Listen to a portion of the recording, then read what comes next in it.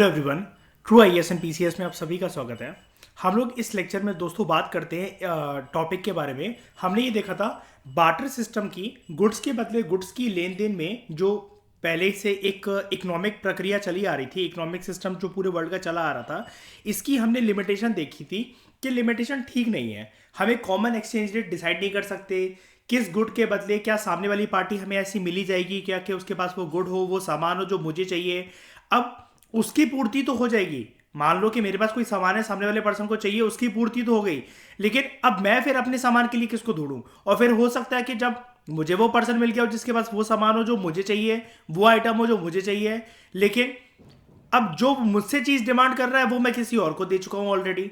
फिर एक common major of value भी हमने देखा था। एक बहुत बड़ी दिक्कत है कि मान लो कि एक घोड़े का व्यापारी, एक डायमंड मर्चेंट जो है, वो चाय पीने जाता है चाय की टपरी पर, तो वो एक चाय के बदले अब वो क्या हीरे मोती थोड़ी ना दे देगा पीस कर, या फिर वो गोल्ड की चेन थोड़ी ना पिघलाकर एक ड्रॉप जो है वो दे आएगा उसके के लिए, ये तू रख ले अपने चाय के पतीले में और ये तेरे काम आ जाएगा, तेरी सोने की कढ़ाई बन गई है, सोने का पतीला बन गया है।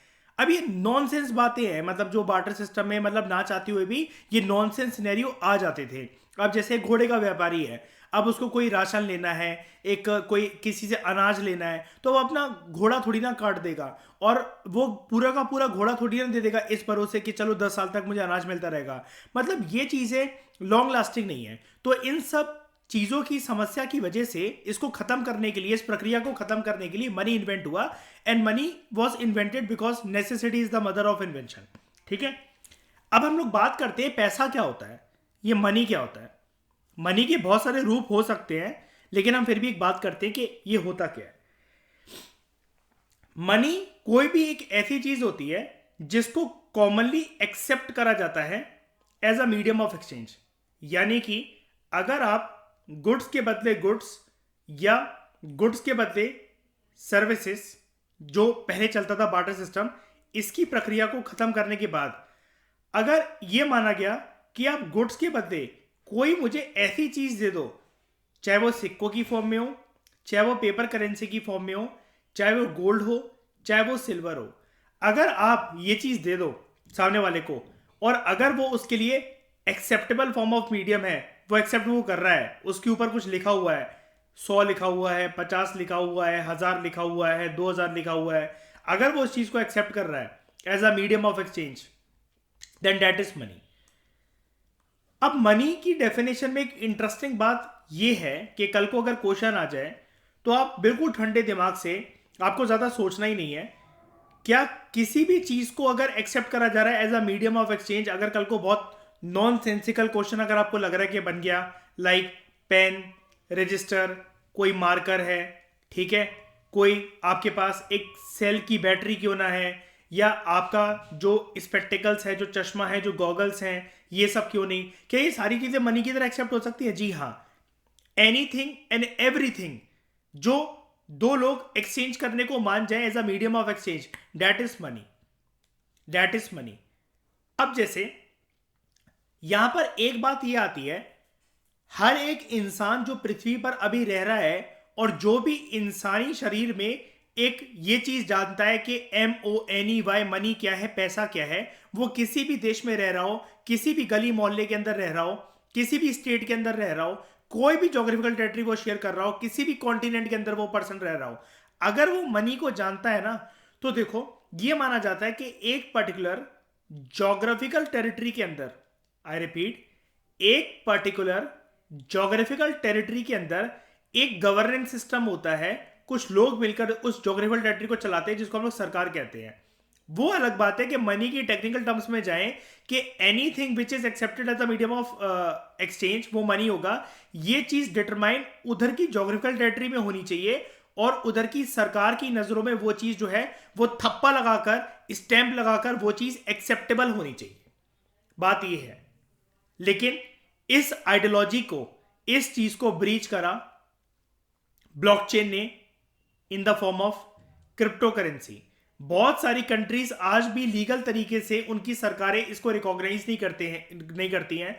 उनका सेंट्रल बैंक इसको रिकॉग्नाइज नहीं करता है पूरी तरीके से। अभी भारत ने भी रिकॉग्नाइज नहीं कर रखा है। वो 30% जो टैक्स के दायरे वाली बात है वो अभी भी नौटंकी की फॉर्म में चल रहा है, वो अभी कोई इंप्लीमेंट नहीं हुआ है सच। लेकिन फिर भी एक पूरी तरीके से एक बोल्ड स्टेटमेंट देना कि yes it is a new reality और हम इसको एक्सेप्ट करने जा रहे हैं, ये चीज कहने में फाइनेंस मिनिस्टर, प्रधानमंत्री, पूरी की पूरी सरकार और आरबीआई की थोड़ी सी मतलब हमें एक हिचकिचाहट दिखती है। और ये सिर्फ हमारे देश की बात नहीं है, दूसरे देशों की बात भी है। लेकिन फिर भी अगर हम इन टेक्निकलिटीज में ना जाते हुए अगर हम ज्योग्राफिकल टेरिटरी और सरकार के कंसेप्ट को हटा दें, जो कि वैसे नहीं हटाया जा सकता रियल इकोनॉमिक प्रैक्टिस करते वक्त, लेकिन फिर भी एनीथिंग, अगर क्रिप्टो को देख लें, सरकार यहां पर बीच में नहीं है, ज्योग्राफिकल टेरिटरी भी यहां पर बीच में नहीं है, ठीक है। आपको क्या होता है कि आपके पास एक एड्रेस होता है, उस एड्रेस से लेकर इस एड्रेस तक आपको जैसे एक उसके एड्रेस के अंदर एक कोड होता है। मान लो कि ऐसा करके मैं कोड बना रहा हूं, ये कोड है और ये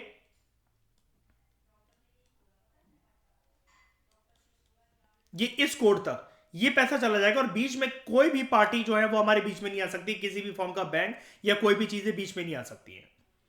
अब ये इसी चीज को अगर लीगल बनाना है तो अगेन यहां पर बैंक ये बोलेगा कि ट्रांजैक्शन हमारे थ्रू कर दो। फॉर एग्जांपल अगर आप किसी को पैसा भेज रहे हो और पैसा आपके बैंक में है तो वो ऑनलाइन कहीं ना कहीं से तो कटेगा ही ना। तो उसके लिए फिर आप यूपीआई अपना यूज करोगे, फोन पे, गूगल पे का वॉलेट वगैरह, तो वो सब हो जाएगा। लेकिन यहां पर बात यह है कि अगर हम इन सारी प्रक्रिया को हटा दें, सारे कॉम्प्लिकेटेड इस प्रोसेस को हटाकर बात करें, कोई भी चीज जो अगर दो पार्टीज एक्सेप्ट कर रहे हैं as a medium of exchange, that is money, that is money.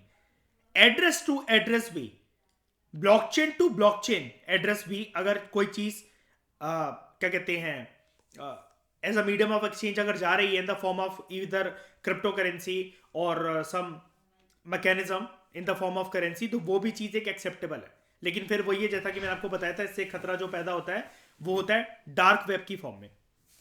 अब मैं आपको ये जो चीज है ना कि anything which is commonly accepted as a medium of exchange, यहां पर मैं भी आपको बताता हूं, एक चीज दिखाता हूं, पहले हम आगे पढ़ लेते हैं फिर मैं बताता हूं। अकॉर्डिंगली इन इंडिया, रुपी जो है वो मनी है, इंडियन रुपी जो है वो मनी है because it is commonly accepted as a medium of exchange, as a medium of exchange. अब यहां पर बात क्या है, यहां पर बात जनरल एक्सेप्टेबिलिटी की है। कीवर्ड है ये इसका, मनी की डेफिनेशन में कीवर्ड है जनरल एक्सेप्टेबिलिटी। जनरल एक्सेप्टेबिलिटी जो है वो फंडामेंटल कैरेक्टरिस्टिक है मनी का। देयरफॉर मनी को हम लोग कैसे डिफाइन कर सकते हैं? एनीथिंग, सबसे खतरनाक keyword, anything which is generally acceptable by the people, acceptable by the people, अगर वो गुड्स की लेन देन करते हैं, सर्विसेज की लेन देन करते हैं, ठीक है, या फिर अपने किसी भी प्रकार के उनको कर्जे को चुकाना है। डेट हमेशा मतलब कर्जा नहीं होता। आपको किसी दुकान वाले के, किसी पनवाड़ी की एक आपने सिगरेट या तंबाकू ली, 5 रुपए देना उसके, या राशन पे 15 रुपए 20 रुपए भी देना बाकी रह, अगर आप ये कहते हो कि भैया मैं बाद में दे जाऊंगा, बाद में दे जाऊंगी, वो भी एक डेट होता है। डेट को ऐसा मत समझा करो, it is a negative connotation. That depend करता है। अब जैसे मतलब मान लो कि आपने मुझे फीस भेजी या फिर मैंने आपको पैसे दी, तो आपके पास अभी खुले उतने नहीं है, आपके रह गए हैं 500 रुपए, 1000 रुपए या जो भी रह गए हैं, तो वो अब आपको देने हैं। भले दोस्ती यारी में कोई मांगे ना या कोई कुछ आपसे कहे ना, लेकिन वो डेट होता है, मतलब काइंड ऑफ इकोनॉमिकली जो आपके सर के ऊपर किसी भी पैसों का बर्डन जो मंडराएगा वो डेट है। उसकी रीपेमेंट करने को अगर आप किसी भी चीज को, किसी भी माध्यम को अगर यूज करते हो और सामने वाला उसे अगर एक्सेप्ट कर ले, तो ये है डेट, ठीक है। अब ये जो एनीथिंग वाली बात है ना कि अगर मतलब मान लो कि अगर आपको पैसे देने हैं किसी के भी या फिर किसी भी प्रकार की उधारी बाकी है, तो अगर सामने वाला पर्सन किसी भी ऐसे चीज को एक्सेप्ट कर ले कि हाँ जी आपको मेरे इतने इतने पैसे देने थे या इतना इतना अमाउंट जो था आपको मेरे को चुकाना था, आप वो ना देकर ये दे दो, अगर वो एक्सेप्ट कर रहा है ना, यहां पर अगर हम लोग सरकार के फंडे को, प्रॉपर इकोनॉमिक गवर्नेंस के सिस्टम को, सेंट्रल बैंक को, एडमिनिस्ट्रेशन को, इन सबको अगर बीच में अगर हम लोग हटाते हैं, एक देश की करेंसी को, एक देश के पर्टिकुलर करेंसी की डिनोमिनेशन को, डिनोमिनेशन क्या होता है जो आपको लिखा रहता है नोट पे, 500 रुपए, 50 रुपए, 200 रुपए, 2000 रुपए, इसको डिनोमिनेशन बोलते हैं, यानी कि नंबर्स, ठीक है। इसके बारे में भी हम आगे चल के बात करेंगे। लेकिन अगर कोई भी ऐसी चीज जो दो लोगों के बीच में एग्री हो जाए कि हाँ this will serve as a medium of exchange, medium of payment, then this will be accepted as money. आपको किसी अपने अमेरिकन फ्रेंड को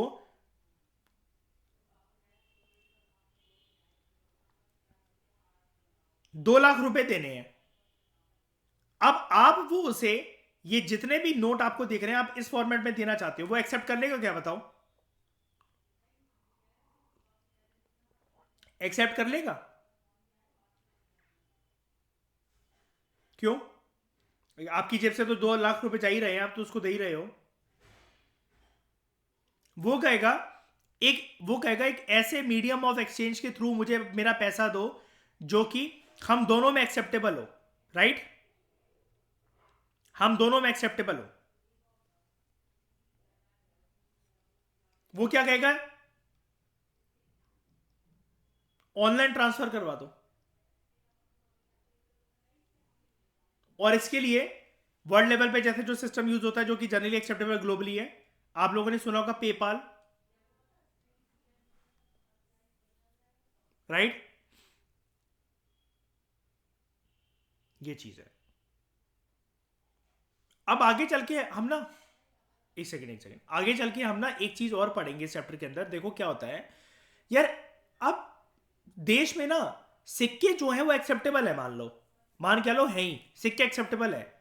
लेकिन अब किसी को अगर मेरे को 2 करोड़ की पेमेंट करनी है और मैं उससे बोल रहा हूं, या फिर आपने ऐसी रील्स देखी होंगी इंस्टाग्राम पे या यूट्यूब पे वीडियोस देखी होंगी फनी वाली, कि पर्सन आईफोन लेने गया वो सिक्कों की बोरी लेकर चला गया। सिक्के जो है अब देश में ₹5 का सिक्का, ₹10 का सिक्का, ₹20 का सिक्का, ₹1 का सिक्का, 2 का सिक्का, ये सारे एक्सेप्टेबल है कि नहीं है? ये सारे एक्सेप्टेबल है। लेकिन अब देखो मैं कुछ कर तो सकता नहीं, क्योंकि देश में ना एक रूल होता है कि अगर जो फॉर्म ऑफ करेंसी चल रही है, जैसे 2,000 रुपए, ₹500, ये ₹200, आपको एक बात बताता हूं मैं, आगे चल के हम इसको देखेंगे। हमारे देश में एक्ट है जो वो ये कहता है कि अगर जो देश की डिनोमिनेशन और जो करेंसी है जो कि लीगल टेंडर है, मतलब जो एक्सेप्टेबल करेंसी होती है ना, लीगल टेंडर है। जैसे अब 1000 का नोट चलता नहीं है, अब वो लीगल टेंडर नहीं रहा। लीगल टेंडर मतलब जो करेंसी अभी देश में घूम रही है और सबको एक्सेप्टेबल है, और जिसको मान्यता प्राप्त है सरकार की और आरबीआई की, ठीक है? अगर उसको किसी ने लेने से मना कर दिया, आप कोई भी चीज खरीदने गए हो या आपने कोई सर्विस अवेल करी है, और देश में जो लीगल टेंडर है, जिस चीज के पास भी लीगल टेंडर का स्टेटस है, कोई भी ऐसी करेंसी, कोई भी ऐसा medium of form of payment, अगर उसको लेने से सामने वाली पार्टी मना करती तो सामने वाली पार्टी को जेल हो सकती है, प्लस फाइन भी लग सकता है उसके ऊपर। अब आपको किसी को पेमेंट करनी है ₹5 लाख, आप 50-50, 100-100 के, 500-500 के नोट जो लेकर जा रहे हो उसके पास, वो मना नहीं कर सकता आपको। अगर आप उसको पेमेंट कर रहे हो, आप कह रहे हो भाई मैं पैसा दे तो रहा हूं तेरे को, सामने वाला पर्सन कोई नखरे नहीं दिखा सकता, यू कैन डायरेक्टली कंप्लेन, वो पर्सन को जेल हो जाएगी कि तुमने लीगल टेंडर को एक्सेप्ट करने से कैसे मना कर दिया। लेकिन हम आगे पढ़ेंगे, हमारे देश में कॉइनेज एक्ट है, सिक्के एक लिमिट से ज्यादा लेने में मुझे हिचकिचाहट होगी। मैं क्यों लूं भाई 5 लाख? अगर मैंने किसी को ऑनलाइन ट्रांसफर करे थे या कुछ भी करे थे, वो वापस मुझे सिक्कों की चिल्लरों की बोरियां दे रहा है, मेरे को नहीं चाहिए। मैं इतना कहां कैरी करूंगा, कहां रखूंगा, और किस किस दुकान वाले को देते फिरूंगा? यही काम रह गया मेरा कि मैं हजार हजार के सिक्के बांध बांध के सब्जी वाले भैया को, राशन वाले भैया को, मोमोज वाले भैया को, के लो आपके तो काम आई जाएंगे, आप मुझे इसके बदले हजार हजार रुपए सारे फोन पे कर दो। यही काम रह गया मेरा। सिक्के एक लिमिट से ज्यादा लेने में यू कैन डिनाई। हम पढ़ेंगे वो कितना है और ये एक्ट कौन सा है, ये क्या कहता है। तो एनीथिंग जिसको आप एक्सेप्ट कर सको as a medium of exchange, वो मनी है आपके लिए। जैसे एक चीज दिखाता हूं मैं आपको, ये देखो दोस्तों, ये मेरा एक प्लेटफॉर्म है क्रिप्टो करेंसी का, ठीक है? एंड यहां पर जैसा कि मैं आपको बता रहा हूं, जो हम अगर डेफिनेशन देखें, anything which is accepted as a medium of exchange. अब जो blockchain as a medium of exchange है, जिसमें मैं चाह नहीं रहा कि मेरे बीच में और सामने वाले के बीच में कोई बैंक या कोई पार्टी आए, ये मेरा एक वर्चुअल एड्रेस है। ये मेरा एक वर्चुअल एड्रेस है, ठीक है। अगर मैं किसी को बोल रहा हूं कि तुम मेरे को ना, देखो मैं डिपॉजिट पर, यहां पर आप देखो, मैं यहां पर डिपॉजिट पर गया, मैं अगर किसी को बोल रहा हूं कि तुम ना मुझे इस एड्रेस पर, इस एड्रेस पर या इस एड्रेस पर, मेरे 3 एड्रेस हैं, ठीक है। यहां पर जाकर इसको कॉपी पेस्ट मैंने करा, ये ऐसे करके, और मैं मान लो कि आपसे बोल रहा हूं, मैं फाउंडेशन कोर्स के अपने ग्रुप पर आया, मैंने यहां पर ये पेस्ट कर दिया, मैं आपसे बोल रहा हूं मुझे ना जो पेमेंट है, जो फीस है, अब से इस एड्रेस पर सेंड करना, और मैं क्रिप्टोज में एक्सेप्ट कर लूंगा आपकी पेमेंट, क्रिप्टोज में एक्सेप्ट कर लूंगा आपकी पेमेंट, इतने मुझे बिटकॉइन या इतने कोई भी चीज मुझे यहां पर लाकर ये बेच देना, ये मैंने आपको एड्रेस दे दिया। अगेन ये जो चीज है ब्लॉकचेन है, हमारे बीच में यहां पर कोई नहीं आ सकता, और ये एड्रेस यहां तक जो गया, आपने इस पे मुझे फीस भेजी in the form of cryptos, and since I am accepting it, this is serving as a money between us. क्या ये चीज सबको समझ में आई?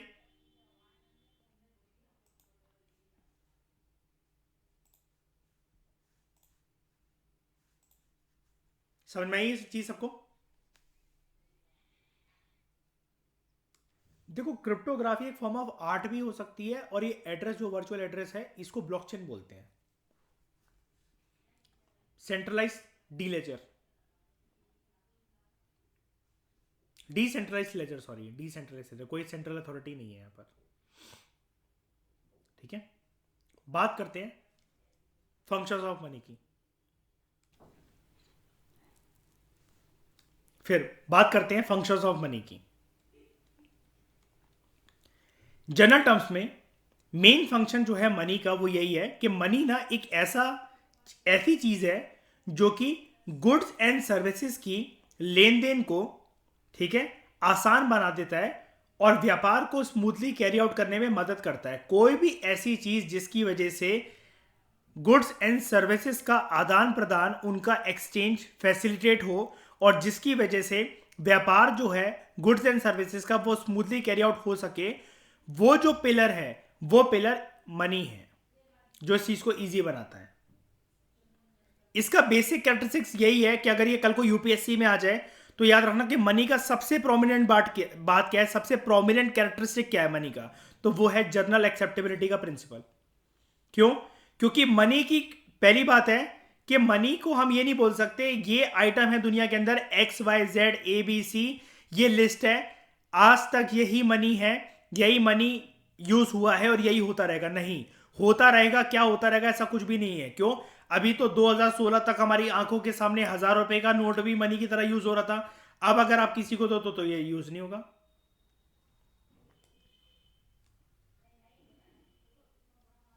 कभी किसी, जो अगर आपके पास 1000 रुपए का नोट पड़ा हो ना, कभी किसी पंडित को देकर देखना मंदिर के अंदर, वो भी मना कर देंगे। तो तुम उनसे बोलना भगवान को थोड़ी ना पता है, मैं तो आज साथ चढ़ा रहा हूँ, ये मेरे लिए 1000 रुपए थे, ये उस टाइम पर मेरे जोड़े हुए, मेरी मेहनत की कमाई है। आज ये लीगल टेंडर नहीं रहे तो क्या हुआ? जिसने संसार बनाया उसके लिए तो सब लीगल है, ले पंडित नहीं लेगा। लेकिन जो ये जो नोट है, जिनके ऊपर पाबंदी हो गई है, 500 का पुराना नोट और 1000 के नोट, इनको घर पे एक लिमिट से ज़्यादा नहीं रखा जा सकता, वरना पर्सन को जेल हो जाएगी। और डॉलर्स जो, या कोई भी फॉरेन एक्सचेंज जो हो, फॉरेन करेंसी हो, उसको भी आप लिमिट से ज़्यादा नहीं रख सकते, वरना ये माना जाता है कि डैट आप स्मगलर हो। तो फंक्शंस ऑफ मनी को एक ना पोएट्री फेस के तौर पर एक यूज़ करा जाता है, 2 लाइनें कही जाती हैं इसके लिए, ठीक है, शायरी की फॉर्म में। फंक्शंस ऑफ मनी जो है, इसको एक कपलेट की फॉर्म में, मतलब काइंड ऑफ जैसे एक वो नहीं होता, राइम बन जाता है। जैसे money is a matter of functions for, ये एक मीडियम है, अ मेजर है, एक स्टैंडर्ड है, एंड अ स्टोर। ठीक है, इसको हम जानते हैं अभी ये सारा का सारा क्या है। जो लिमिटेशंस थी ना बार्टर सिस्टम की दोस्तों, कि मीडियम ऑफ एक्सचेंज की तरह कुछ यूज नहीं करा जा सकता बार्टर सिस्टम, जब मनी नहीं है तो मीडियम ऑफ एक्सचेंज की तरह यूज किसको करा जाएगा? तो बार्टर सिस्टम की जो लिमिटेशंस थी, जैसे अगर हम ये 4 मीडियम पढ़, ये 4 चीज़ें पढ़ रहे हैं as a money as a medium of exchange. ठीक है, यहां पर देखो जो फंक्शंस है ना मनी के, उसको आप दो कैटेगरीज में डिवाइड कर सकते हो। एक मनी के होते हैं दोस्तों प्राइमरी फंक्शंस, और दूसरे होते हैं सेकेंडरी फंक्शंस। ठीक है, प्राइमरी फंक्शंस में मनी जो है वो एक मीडियम ऑफ एक्सचेंज है। बार्टर सिस्टम में आप किसी भी गुड को बोल सकते थे क्या this will serve as a medium of exchange? कोई एक स्टैंडर्ड चीज थी नहीं जिसको आप मीडियम एक्सचेंज की तरह यूज कर सको, है ना? गुड के बदले गुड्स इंसान दे रहा है उस जमाने में। फिर मेजर ऑफ वैल्यू, हर चीज को आप एक मॉनेटरी वैल्यू दे सकते हो आज के टाइम में, लेकिन पहले वही वाली बात है कि इसको क्या वैल्यू दोगे, हॉर्स वर्सेस टी। ठीक है, उसके बाद सेकेंडरी फंक्शन क्या है मनी के? Standard of deferred payment. Deferred payment का मतलब होता है फ्यूचर पेमेंट। मान लो आपने 2 लाख का कोई लैपटॉप खरीदा या कोई फोन खरीदा। ठीक है, आपने सैमसंग का फोन खरीदा 2 लाख रुपए का, Z Fold 4। अब आपने उसकी ईएमआई बनवा ली, जो कि हो सकता है 11 महीने से लेकर 15 महीने तक की हो। आपने उसकी ईएमआई बनवा ली, ओके। अब ये काम आप मनी है इसलिए कर सकते हो कि सामने वाले को आपने ये दिलासा दे दी है। दिलासा मतलब क्या, आप समझ ही गए होंगे कि टेक्निकल टर्म्स में जो भी आपका बैंक स्टेटमेंट बनेगी, रिटर्न रिकॉर्ड्स बनेंगे, जो भी एग्रीमेंट होगा कि आप हर महीने इतनी इतनी किस्त देते रहोगे मनी की फॉर्म में। लेकिन जब बार्टर एक्सचेंज चलता था, बताओ हम डेफर्ड पेमेंट, फ्यूचर पेमेंट किसी को दे सकते हैं कुछ भी एक फिक्स अमाउंट पे? बताओ, आप लगातार दे सकते हो हर महीने किसी को कोई चीज एक बातें पर गुड्स की फॉर्म में कि इतना इतना तो मैं दे ही दूंगा। वो मैंगोज वाला एग्जांपल याद है प्रीवियस लेक्चर के अंदर शाइनी, कि 50 किलो किसी को मैंगो चाहिए है, आप उसने आपका काम कर दिया, आप कह रहे हो खत्म हो गए हैं, नेक्स्ट सीजन में 25 किलो ले लेना। बताओ सौगंधा, मानेगा कोई ऐसा ऐसी कोई कॉन्ट्रैक्ट? आपका काम मैं आज कर रहा हूं, आप मेरा काम 1 साल बाद कर रहे हो, हमारे बीच में कॉन्ट्रैक्ट होने की पॉसिबिलिटी ही नहीं है ना? उसके बाद ये दिक्कत इस वजह से भी आती थी कि गुड्स को स्टोर नहीं करके रखा जा सकता, क्योंकि गुड्स जनरली क्या होते हैं, पेरिशेबल। अगर वो नॉन पेरिशेबल भी है ना, तो होता क्या कि वो थोड़े से फेड अवे हो जाते हैं, फीके पड़ गए या उतनी अच्छी उनकी क्वालिटी नहीं रही। आप मुझे एक बात बताओ, जब आप दुकान पे जाते हो, बाजार पे जाते हो, आपको कोई भी एक ठोस सामान लेना होता है, तो आप क्या उनसे ये कहते हो भैया पुरानी फ्रिज, पुरानी अलमीरा या पुरानी चीजें दिखा दो? फ्रेश ही लेकर आते हो कि नहीं आते हो? बताओ, ये चीज है। अब हम इन चारों को नाम तो हमने दे दिया है, एक बार अब ध्यान से पढ़ते हैं। ये चारों फंक्शंस ऑफ मनी जो है, मेरी बात बिल्कुल ध्यान से सुनना। अगर कल को ये आए ना, ये क्वेश्चन आए कि बार्टर एक्सचेंज क्या होता है, बार्टर सिस्टम क्या होता है, उसकी लिमिटेशंस क्या थी, एंड मनी के इन्वेंशन की वजह से बार्टर सिस्टम की लिमिटेशंस कैसे खत्म हो गई। आई रिपीट, बार्टर सिस्टम की लिमिटेशंस कैसे खत्म हो गई मनी की वजह से। तो ये 4 फंक्शंस हैं। अब ये जो 4 फंक्शंस है मनी के, जिसको आप 2 कैटेगरी में डिवाइड कर सकते हो, प्राइमरी फंक्शन और सेकेंडरी फंक्शन, ये अपने आप में एक प्रीलिम्स का क्वेश्चन बन सकता है कि what are the primary function, which among the following are primary functions of money, which among the following are the secondary functions of money. लोगों को मनी की डेफिनेशन ही नहीं पता, तो प्राइमरी सेकेंडरी फंक्शन क्या जाने के, फंक्शंस नहीं पता मनी के। एंड इस तरह के जो क्वेश्चंस है ना, मैं नहीं मानता कि यूपीएससी में आएंगे, चलो, लेकिन स्टेट पीएससी के आज भी ऐसे क्वेश्चंस बहुत फेवरेट है ये वाले, कि मनी की डेफिनेशन लिखो, बार्टर सिस्टम की लिमिटेशंस लिखो। यूपीएससी में अगर कोई क्वेश्चन आएगा, जिस हिसाब से यूपीएससी बहुत बेसिक लेवल पे जाता जा रहा है, कोर कंसेप्ट्स पूछ रहा है वो इकोनॉमिक्स के मेंस के पेपर के अंदर, जीएस पेपर 3 के अंदर डायरेक्टली, तो वो ये पूछ सकता है कि बार्टर सिस्टम की लिमिटेशंस को मनी की इन्वेंशन ने कैसे खत्म कर दिया। तो मुझे एक बात बताओ जरा सौगंधा, या कोई भी ईशा, ये सारे के सारे जो हम फंक्शंस पढ़ रहे हैं मनी के, ये सारे बार्टर सिस्टम की लिमिटेशंस ही तो थी ना, कि बार्टर सिस्टम के अंदर मीडियम ऑफ एक्सचेंज नहीं था, मेजर ऑफ वैल्यू नहीं था, स्टैंडर्ड और डिफर्ड पेमेंट नहीं था, और स्टोर ऑफ वैल्यू नहीं था। ये सारा काम मनी ने कर दिया कि नहीं कर दिया?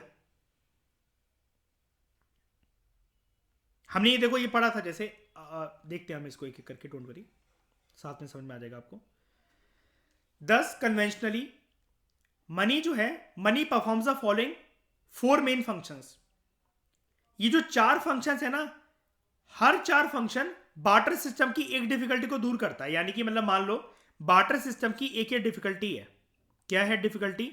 इसको मान लेते हैं बार्टर सिस्टम के अंदर there is lack of standard of deferred payment. इसको दूर कर देता है money. Money serves as a standard of deferred payment.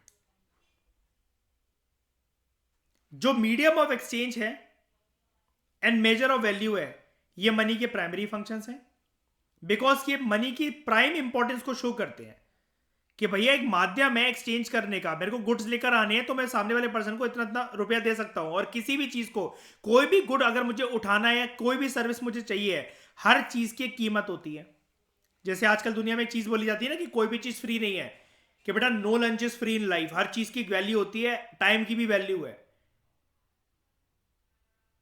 है ना मयूर? समझ सकते हो आप तो, ऑप्शन सेलर है ना। तो medium of exchange and measure of value, ये प्राइमरी फंक्शंस हैं मनी के, because they are of prime importance. Where as the standard of deferred payment and store of value, ये सेकेंडरी फंक्शंस हैं। Secondary functions इनको इसलिए कहा जाता है कि ये प्राइमरी फंक्शन से ही डिराइव हुए हैं। यानी कि अगर मनी के ये दो फंक्शंस नहीं होते ना, तो ये दोनों नहीं बन पाते। ये इकोनॉमिक्स का व्यू पॉइंट है, मतलब ये थ्योरेटिकल बात है, ऐसे कोई वो नहीं है। लेकिन आपको ये पता होना चाहिए कि प्राइमरी फंक्शंस कौन से हैं, सेकेंडरी फंक्शंस कौन से हैं। कल को आप बैठ के पेपर के अंदर यही सोच रहे हो स्टूपिड बनकर कि यार मुझे तो याद ही नहीं आ रहा। अरे सोच के देखो ना, मनी का मेन काम क्या है? मीडियम ऑफ एक्सचेंज और major of value. Future payment तो बाद में दोगे ना भैया, वो पेमेंट पहले एक्सेप्टेबल तो होनी चाहिए। और स्टोर ऑफ वैल्यू क्या है? स्टोर तो तब मनी को करोगे ना, पहले वो मनी तो हो। आप किसी चीज को अगर स्टोर कर रहे हो मनी को, तो ऑब्वियसली बात है, उसको आम भाषा में क्या कहते हैं? सेविंग्स। सेविंग्स किसी ना किसी चीज के लिए आप कर रहे हो। कोई चीज आपको पसंद है, किसी चीज कोई आपको लेनी है, या फ्यूचर के लिए किसी के लिए कर रहे हो, किसी पर्सन के लिए कर रहे हो, आइटम फॉर्म में, या फिर किसी ना किसी को किसी प्रकार का सुख देने के लिए आप कर रहे हो। लेकिन आपके दिमाग में कैलकुलेटरी मेजर है कि यार इतना मनी तो मुझे सेव करके चलना पड़ेगा, क्योंकि जो मैं चीज खरीदने के लिए जो पैसा जोड़ रहा हूं या जोड़ रही हूं, उसकी वैल्यू इतनी है। तो मेजर ऑफ वैल्यू आ गया कि नहीं आ गया? And medium of exchange, these are the primary functions of money. And primary function से ही डिराइव होते हैं, उनसे ही बनते हैं, उनके ही वजूद से बनते हैं secondary functions. Standard of deferred payment and store of value का अपने आप में कोई वजूद नहीं है। ये वजूद जो इनको मिला है, जो इनकी औकात है, वो प्राइमरी फंक्शंस ऑफ मनी की वजह से ही डिराइव होती है। अब हम लोग क्या करेंगे, एक एक लिमिटेशंस पकड़ेंगे बार्टर एक्सचेंज की, और उसके सामने मनी उस समस्या को कैसे दूर करता है, बार्टर एक्सचेंज की उस समस्या को, ये हम देखेंगे। यानी कि अगर ये बार्टर सिस्टम है या बार्टर एक्सचेंज है, एंड सामने यहां पर मनी है, इसकी एक लिमिटेशन जिसको ये सॉल्व कर देता है, इसकी दूसरी लिमिटेशन जिसको ये सॉल्व कर देता है मनी। तो ये हम देखेंगे, ताकि आपको अगर एक क्वेश्चन आए और आपके पास स्कोप कम हो, तो आप टेबुलर रिप्रेजेंटेशन के अंदर बनाकर ये वाला क्वेश्चन आप लिख सको कि उसके ये वाली लिमिटेशन को मनी कैसे दूर कर देता है। एंड ये चीज किसी भी बुक के अंदर इतनी डिटेल में गिवन नहीं है, जितना ये आपको खोद खोद कर बार बार बार्टर बार्टर रिपीट करवाया जा रहा है, मनी रिपीट करवाया जा रहा है। इसी से क्वेश्चंस बनते हैं, इतने बेसिक क्वेश्चंस। यहां तक किसी को कोई डाउट है? जल्दी बताओ, कोई भी डाउट? तो इस डिस्कशन में दोस्तों फिलहाल इतना ही। Thank you very much for discussion.